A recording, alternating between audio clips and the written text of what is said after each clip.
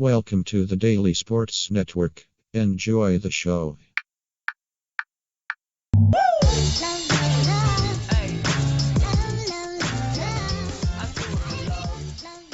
And we're back. Coach's Corner here. We have Coach Dave Chirco. Yes, sir. How's it going today? I'm going great. How about you? Hanging in there the best we can. Yeah, you staying busy with this or what? Trying my best. Probably a good time to be doing this stuff. You kind of got a lot of time to be doing these calls and stuff, so that's awesome. Yeah, I have 9 different coaches we're working on this week for interviews. So that's awesome. Good. Definitely Keep grinding, man. I appreciate you having me on. Like I said, anyone who's a friend of Joe is a friend of mine. So thanks for reaching out to me. That's cool. Absolutely, man. So just let's get a little about you, where you are now, where you've been, stuff like that. Yeah, so currently I'm an assistant strength and conditioning coach at Appalachian State University down in Boone, North Carolina, a member of the Sun Belt Conference. So places I've been, obviously I played with Coach Gerbino at Utica College. He was my roommate, my best friend. So that's how this connection happened. And so the way I got into coaching is kind of interesting and probably atypical for most coaches. So I was probably at best case scenario considered a role player at Utica, and I had the injury bug throughout my career. So I had 3 surgeries in a year and a half, so 2 shoulders and a knee. So that's 3 out of 4 major joints you have other than your hips. And going into my senior season, I just didn't really have it anymore. And the head coach reached out to me and asked, hey, like, here's the reality of the situation.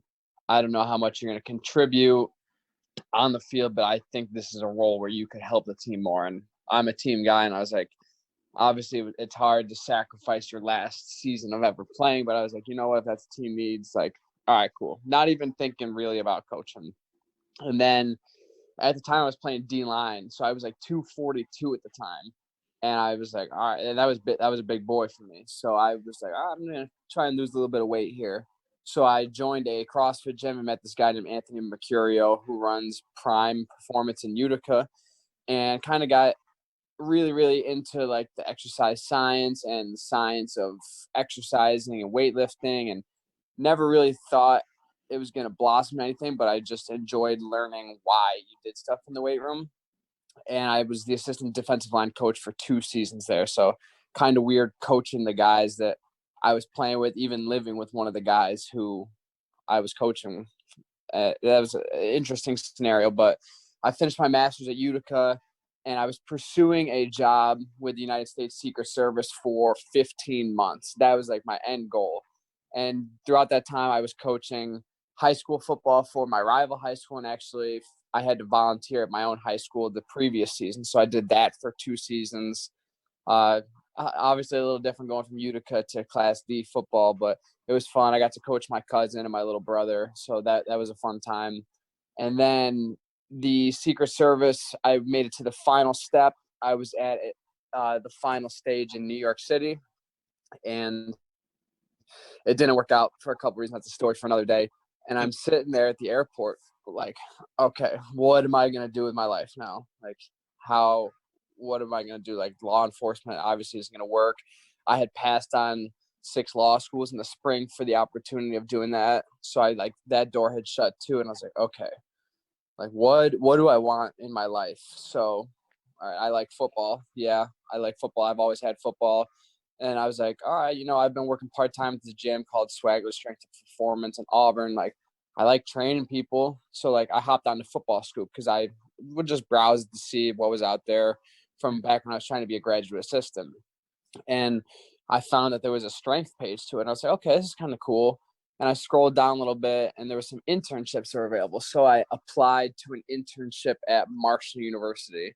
Not really thinking anything of it, but I'm just sitting at the airport after being rejected and failing on what I thought was my dream at the time, and applied to it. And I'm working at the gym a couple days later, and Coach Brad Balanek, he calls me. He's like, hey, this is Coach Balanek from Marshall University. What's up?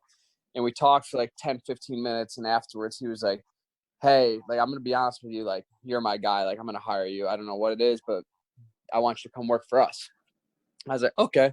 So don't have any strength and conditioning certifications. Never been in the Division I weight room. I don't even know any Division I coaches at this point. But for some reason, this dude, Brad, liked me. So I pack up the car about a month later, and I drive down to West Virginia, not knowing what I'm getting myself into at all.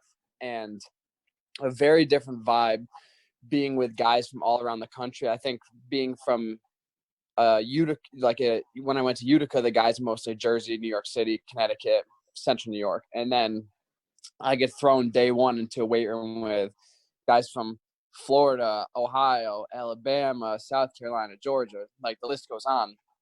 And the personalities and the focus on football and weightlifting, it was just night and day compared to what I've been used to. And I honestly was like, I don't know if this is for me. Like, this is really intense. It was like, get there at 4:45 every day, and we'd have 5 to 6 groups a day, and we want to get out until like 7 o'clock. And there was a little bit where I was like, okay, this is tough, but like, I don't know if I can do this. I'm not making $1. Like, I'm living 10 hours away from my family. I've never been more than an hour away. Like, this is wild. Like, kids they could kind of feel that I hadn't been in the weight room a little bit at Division I level, just because I was kind of in awe. But then like things kind of clicked, had a great relationship with the whole staff there. The players I got along with well.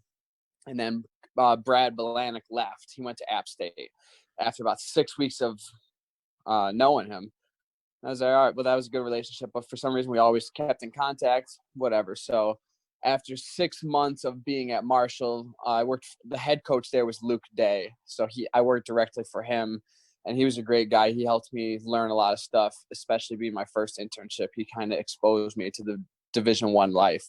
Like that was an eye-opening experience. So I'm thankful for that. And then I had the opportunity to come and intern at Syracuse University. So being from Wheatsport, which is 20 minutes outside of Syracuse, grew up a Syracuse fan. Like, dad's had season tickets since like late 80s.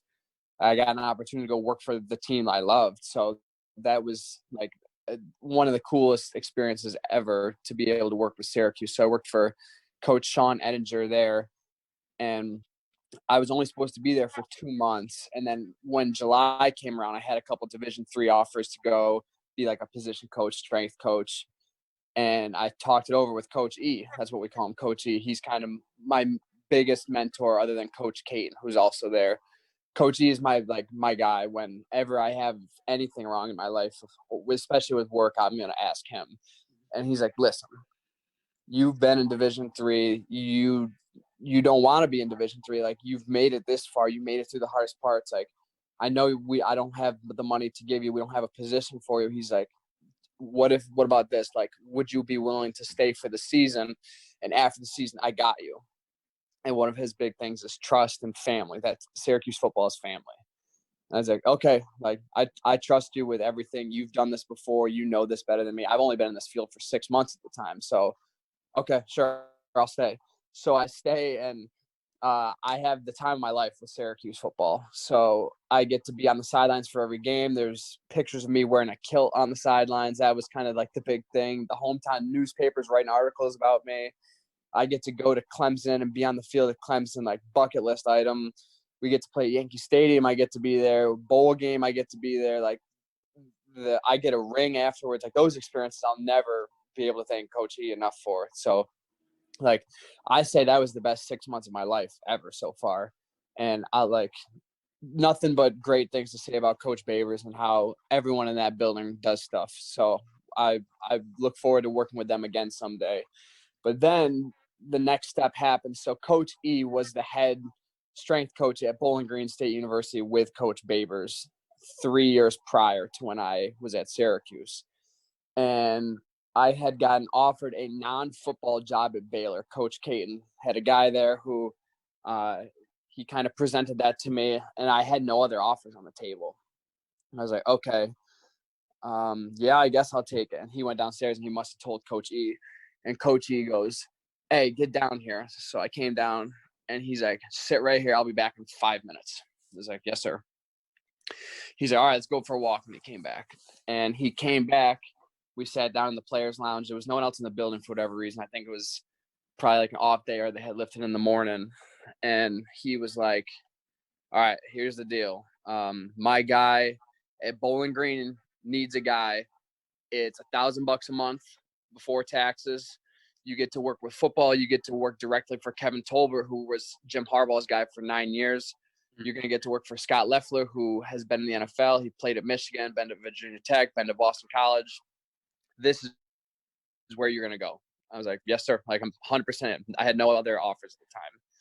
So he's like, okay, he's going to call you this week. Well, a week goes by, 2 weeks go by, 3 weeks go by, and I'm starting to kind of freak out a little bit. Like, this is not sitting well with me for whatever reason. So I'm like, in my head, I'm like, all right, Bowling Green's probably going to be dead. So one night I'm working at the gym again, trying to figure out like what I'm going to do. And a text from Brad Blanick comes. He's like, hey, what's up? Like, what are you up to? And I was like, nothing. And he calls me. He's like, all right, here's the deal. I'm going back to Marshall from App. I'm going to be the head strength coach. I want you to come with me. And I'm like, sure, like, awesome.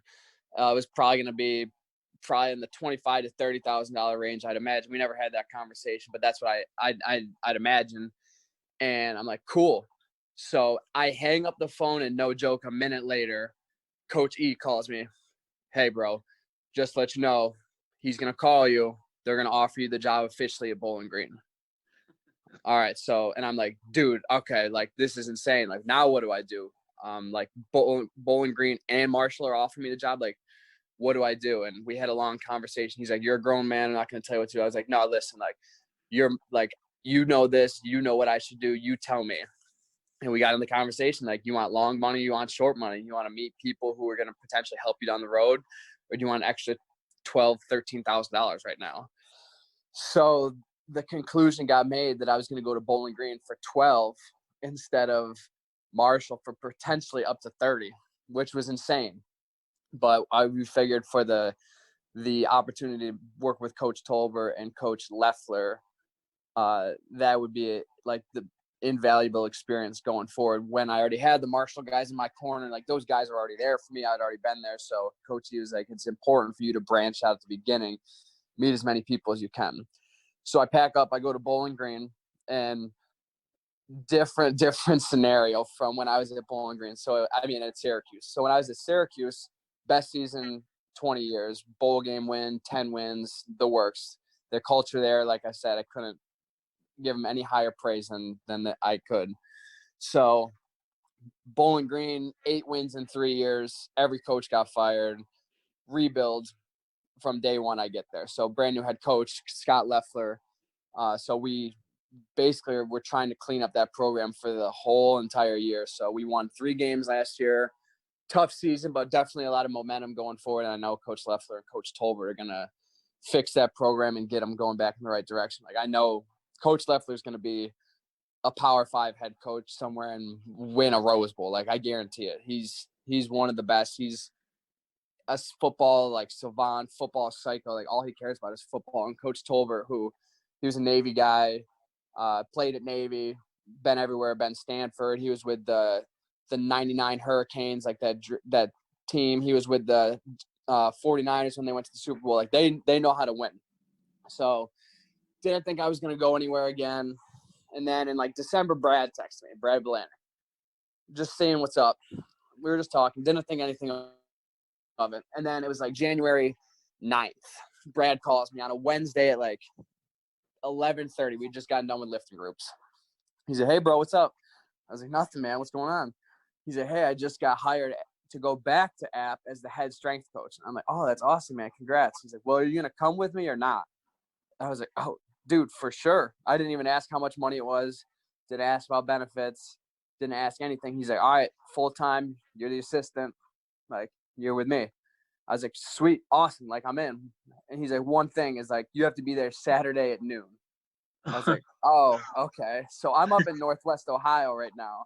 And it's an 8.5-hour drive from there. And I have Thursday, Friday to pack up, get rid of my apartment, get my security deposit back, find a place to live, pack up the car, get to Ohio. So I'm like, okay, like, I don't really have much. My apartment's furnished because I've been bouncing around a little bit. Mm-hmm. Threw everything in the car, left Ohio at 2 a.m, got there at noon, right in time for our first staff meeting. And then it's all been history since then. So that's as short as I can make the story of all my stops, I guess. Hopefully I didn't talk too long or bore your audience with that.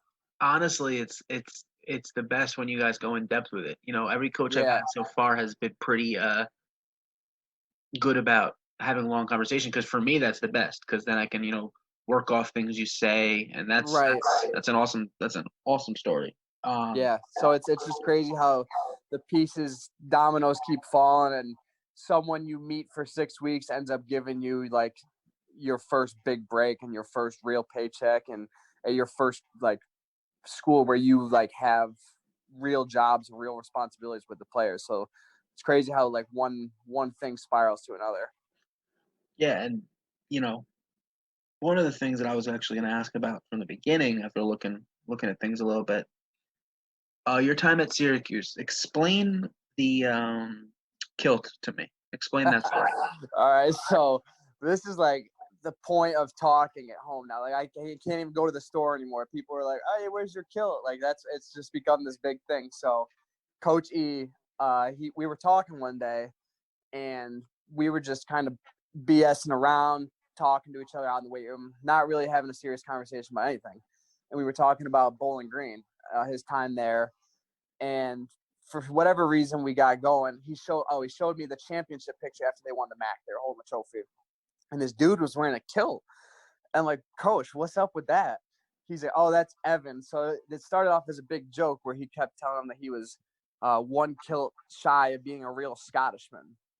He's like, and Coach E doesn't let interns on the sideline. That was his thing. He's like, here's the deal. If you wear this kilt on the sidelines, you can be at every home game on the sidelines. And this guy who I actually met when I was at Bowling Green, his name is Evan. He wore it, and I guess I don't know how much he liked it or whatever, but he wore it, and I laughed, and I was like, "That's funny. Like that's a funny thing." Coach E, I thought he was joking because I didn't know I was going to be there for the season. He's like, "So you want to wear it for me?"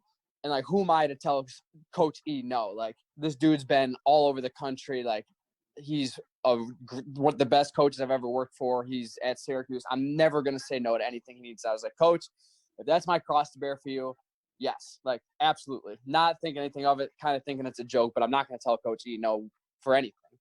And then August 1st rolls around. It's like our first day of training camp. And I'm up in like the intern office with my buddy Slammer. And he's like, hey, Chirco, get down here. I was like, what's up, Coach? He's like, what's your waist size? We're ordering you your kilt.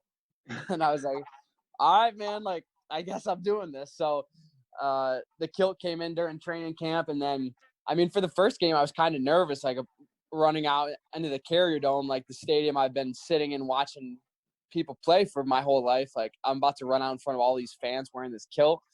And then it ended up, I got great reactions. People were asking me to take pictures and sign autographs. Like, people put me as their profile pictures on Twitter. Like, it just kind of spiraled in this whole thing. Like, the newspaper wrote an article about me. Like, I don't know. It was fun. I could talk about it forever.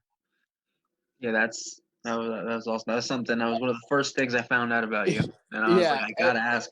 Yeah, you had to. That's Joe's big thing too. And then I asked Coach E after the season. I was like, honestly, Coach E, why am I wearing this? And he's like, honestly, above all, it pleases me. And I laughed. I was like, all right, as long as you're happy, like I'm happy. Yeah. And now, from the start of you, do you think you would be where you are today if you hadn't had those injuries? No, I don't. I absolutely don't think I would be where I am right now if I didn't get hurt. So obviously football was my life and my passion, but when I turned into not the same player, like I was playing scared, I didn't rehab it right. I was just rushing back. I didn't understand my body at all. So after that happened and I took time to, like, I basically taught myself how to rehab stuff. Like, I'm not a physical therapist. I was a cybersecurity master's student, was criminal justice undergrad. So like I taught myself this stuff. So, and then I don't think I ever would have attempted to coach if like I had played out my senior year. I probably would have just went right to law school afterwards, and I would have never been a part of football again. So yeah, it was horrible at the time, like not knowing my last game was my last game and feeling like a shell of myself on the field. Like that didn't feel great at all. But like looking back now, like Joe and I talk about this all the time, that like every single thing happened for a reason, and like I couldn't be happier where I am now. So like I'm not thankful that I got hurt, but I'm thankful I got hurt. Yeah, and one of the things I wanted to to touch on is what is the difference for you between coaching the defensive line or defensive ends and then coming and doing strength and conditioning? What's the difference in those two? That's a great question. So I would say with the defensive line, it was hard off the jump because these were guys who were above me in the depth chart that I'm coaching. So these are my buddies. Like, these are guys that I would have a couple sodas with on the weekend. These are guys that I would hang out in the cafeteria with. But then all of a sudden, like, I have to be like the leader of this group who I wasn't good enough to be the leader of on the field, So that was interesting. But I never really got taught how to be a position coach. I was kind of just like figure it out on your own, because the guy who worked with my position group was Coach Fagiano, and he was the head football coach. Like, the head football coach has so many responsibilities, and you see in the Division I where the head football coach isn't always tied with one position group. So, like, he's getting pulled in a million different directions. So I kind of just had to learn on the fly, and I had a couple of great coaches that I played for, like Coach Ben McCaig. He's one of my buddies now. I played for him, and he kind of taught me everything about being able to be a position coach. He gave me all these drills. He gave me all these documents, and he helped me with that. So it was just kind of trial by fire doing that. And then you're working with 20 guys at a time probably. But then when you go into strength and conditioning, you're with every single position group. You're with every single player. You're with all of them all the time, more than you're with your position group.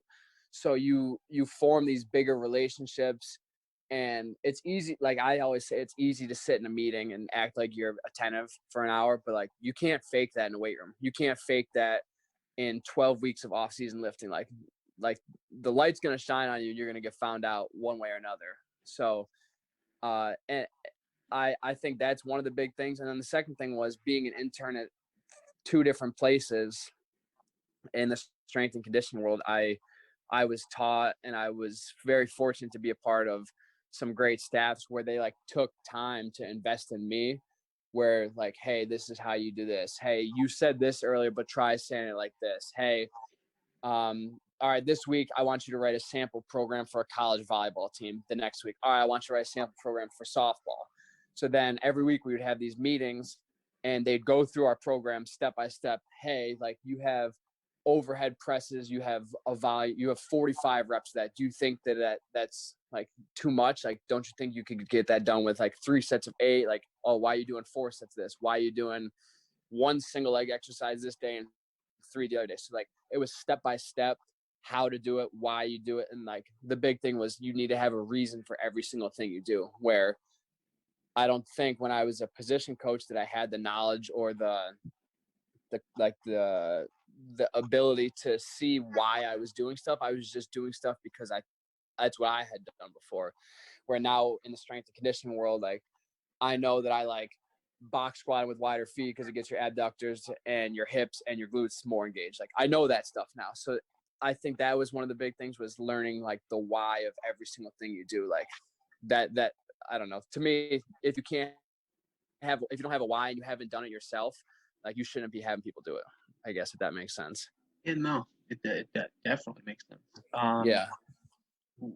And when you talk about becoming a strength coach and starting where you were in the first 2 places, now you're at where you're at. What are your biggest goals? What's next? Yeah.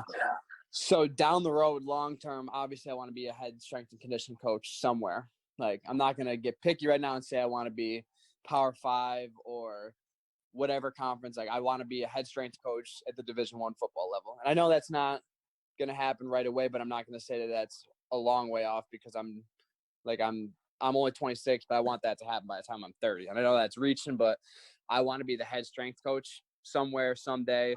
So hopefully some football coach at Coach Urbino trust me enough someday to bring me on as their head guy and get to run their program and help kind of build these guys up. That's my end goal. But what's next for right now, I'm just focused on being the best assistant I can at App State. Hopefully rock here for a couple of years. Hopefully I get kept on. They like me enough, and win some games, win the Sun Belt, win a big bowl game, and I don't know, let the cards fall where they may from there. But I'm really loving App State. It's my one of my favorite places I've ever been. So I'm really happy to be there. But end goal, head coach, but we'll see when that happens, I guess. Yeah, and you had touched on, you know, wanting to be obviously the end goal would be to be in a Power Five. Obviously, you touched on that, but For sure. let's talk a little bit more about the conference you're in now. Let's talk about the Sun Belt, and for people who don't know what that is, explain the competition and stuff like that. Yeah, so the Sun Belt is it's one of the group of 5 schools along with like Conference USA, the MAC, and I think it's one of the it's probably the highest level football you're going to get talent-wise outside of a Power 5 conference. So it's App State's won it the past 4 years in a row. App State's won the bowl game 4 or 5 years in a row too.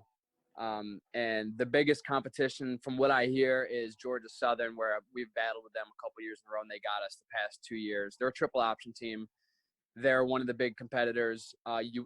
University of Louisiana, Lafayette, the Raging Cajuns, that's another big one for us. And then a couple other teams that are in there like Coastal Carolina, teams along the North Carolina, South Carolina, like geographic region. So App State has kind of ran it the past few years, so hopefully that trend can continue. And the winner of that conference and the conference championship game usually gets to go play in the New Orleans Bowl in New Orleans. So App State's been there the past 2 or 3 seasons, I believe. So this is all from what I'm hearing from the outside in, because I haven't been a part of a football game or football season yet there. So Georgia Southern is the one I hear that's kind of become the rival of App State, but hopefully we can kind of reload. And we have a lot of seniors this year, so hopefully this can be a great year for us. Awesome. And some of the things I like to talk about is just, and I asked the same questions to Joe. I asked the same question this morning. I interviewed, not sure if you're familiar with him, Coach Morgan. He's the defense coordinator at. Yeah. I played. So he was a graduate assistant when I was at Utica, and then Gotcha. when I was an assistant, he was the DC at Alfred at the time.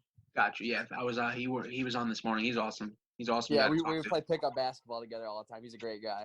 Yeah. He was talking about how much he plays basketball. Yeah, there you go. But when it comes to you for this, well, what is so far been your favorite part of coaching? That's a tough question. So my favorite part, I would say, is so whenever you hear people talk about football and being done playing football, you hear them say like, yeah, I don't miss the practices. Like, I don't even miss the games. I just miss like the locker room with the guys. I miss the bus trips with the guys, the plane rides with the guys. So for me, like, I'll never have to say that. I'll never have to be away from the guys or away from like a locker room situation, I guess. Because for me, I go to work every single day. I get to bust chops with the other 4 strength coaches and the interns. Like, I get that feeling. And then when the players come in, like, I get to be with college kids all day long, like have fun with them all day long. So for me, like, I'll never have to give up what people say they miss the most. And to me, that means a lot. So like, because I struggled with that I was not playing for a year and a half, and I was kind of just like watching my friends have fun, and I wasn't getting to really have fun like I was used to. But now, like, I just get to be a part of whatever I want to be. Like, I get to be in the pregame huddle. I get to be in the locker room for pregame speech. I get to be in the locker room after a big win. I get to hold up a trophy after a bowl game. Like, to be a part of those experiences is something you could never put words into and do it enough justice, I guess. And then second to that would be, like, you get to make an impact in some guys' lives. So a lot of these guys don't come from like family situations like a lot of us are used to. Like, they come from bad parts of the country, like, and to be able to mean something to these guys and like help influence them when a lot of them don't have strong relationships with people, like, that means a lot. Like, I won't name names, but my favorite player I ever coached, he was from a bad part of Mississippi. Like, father was killed by the police, didn't even have electricity in his house, like stuff like that. And like, he cried, he sobbed when I left a certain school to go to another place. Like, and that was tough. Like, he would walk in every single day. From day one when I met him, he'd walk in, we'd talk for like 10, 15 minutes. After lift, he would stay, we'd hang out, and we'd talk. Like, I felt like he could have been like my brother for many, many reasons. But when he found out I was leaving, that like literally broke his heart. And like, to know that you had such an influence on someone that you like bring their emotions like that, especially when they're a big, tough college football player from a rough area, like that means something knowing that you can influence these guys like that, I guess. That's an awesome thing. Yeah, Definitely. like everywhere I've left, like I've had tears in my eyes, players have had tears in their eyes, and to know that you're meaningful enough to bring their emotions to tears like that, that means something. Yeah, and we touched on it before, but I'm kind of gonna bring it back for a second. But do you think at the level you're at with the strength and conditioning, does that make you have a different type of um, relationship with the players than you would have at any other level of coaching? I think so, only because these guys there's so much expected of them and there's so much pressure put on them. Where, yeah, Utica or a high school, like you want to win because you like winning, but the life of other people isn't really riding on like live or die winning football games, So here in Central New York, if the high school were to have a bad season, the head coach would keep his job. But if you're at the Division I level and you have a couple bad seasons, like your family's probably out of work and you're moving to a new state. So you put all your effort into these players and all your heart and emotions into these players because they know what's at stake for them, and you're asking so much of them. Like you just want them to know you're 100% behind them, no matter what. Like win, lose, draw, as long as they give good effort, like you're gonna rock with them and you'll ride with them no matter what. So I think just from what's expected of them and how much we put on their plate, like it's only fair to them to be available to them and to give them everything that they could need, just to make them, above all, just make them feel good. Like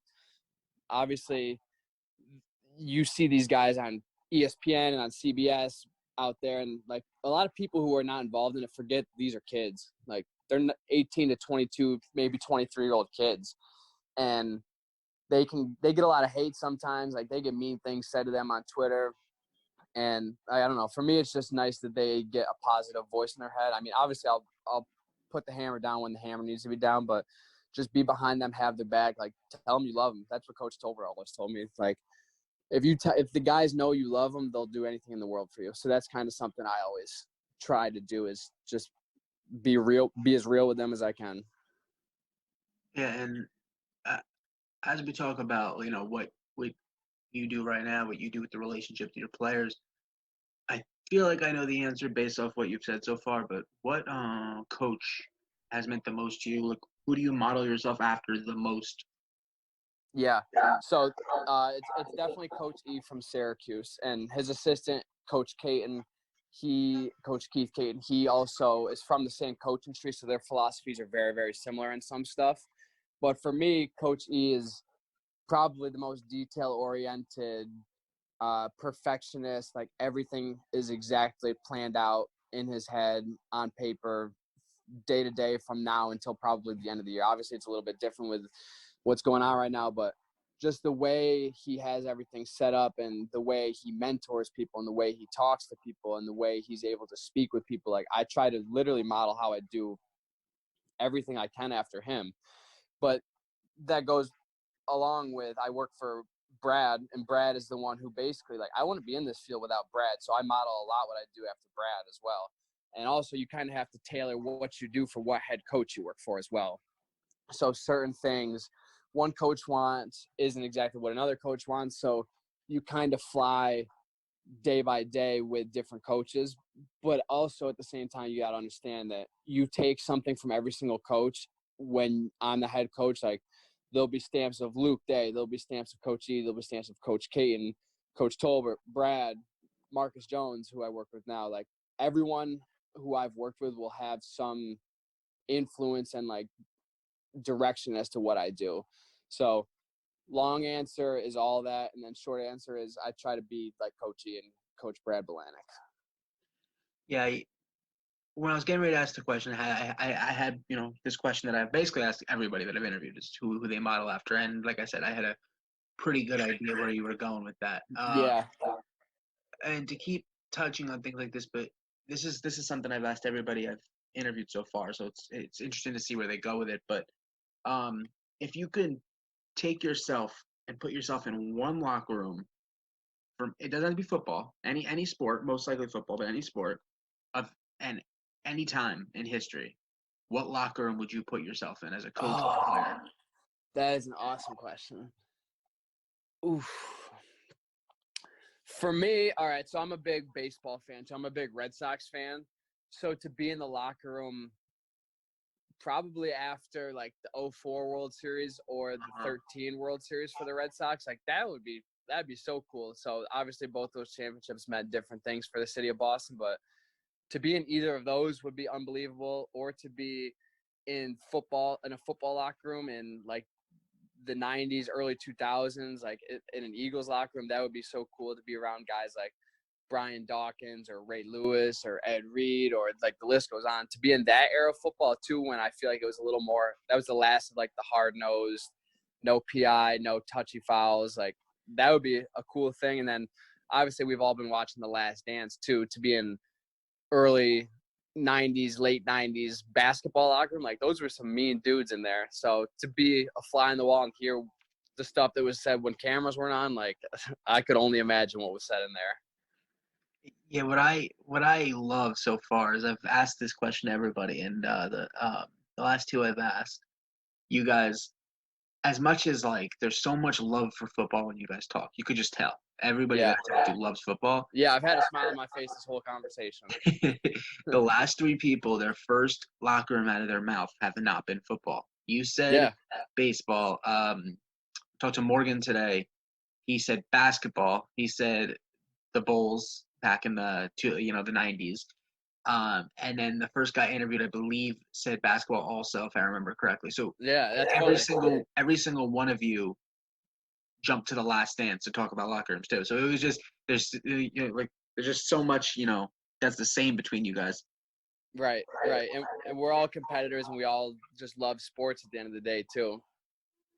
Yeah, and that's it. You could just tell. And like I said, when you like all the guys I talked to, and for right now, it's all the coaches I've had has been football, and that's what's planned right now. I have guys this week coming up from West Florida. I have a guy from Duke. So I'm all over the place this week. But it's all been football. So you could just tell when it comes to football, you guys just love the sport, and It's the best. it's definitely.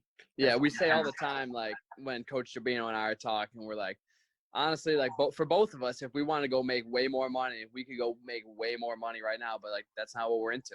Like it's not what we want to do. Like the money will come. We're not worried about that. It's right now. It's about doing what we love and being happy every single day when you go into work. Like Joe and I always talk. Like it's funny because we're both go-getters, like type A, up early, go do it. And before the whole COVID thing happened, like the time we talk in the morning is from 5 a.m. to 6 a.m. Like that's when the phone rings for each other, because we know if the phone rings later in the day, like we're not going to get a hold of each other. But that there's just such passion. Like I know he's up every single day at 5, so I know whenever I wake up I can give him a call early in the morning. He's the only one in the office, so we can always talk like that. There's so much passion behind all of it. So you don't wake up at 3:30 in the morning to go do something you hate with a smile on your face. Yeah, I've learned with Joe too. The best part is he's up very early, and if you try to contact him after a certain time at night, you're probably not going to reach him either. So Not happening. you have a very small window to get Joe. Exactly. But yeah, man, this was awesome. I definitely hope to do this again soon as we get closer to the season. Anytime you want to get a hold of me, man, you're always open for you. Absolutely, man. So again, this was awesome, and I appreciate it, man. Thank you for sure. Let me know when you want me again. I appreciate you having me. Absolutely, man. All right. Talk to you later, man.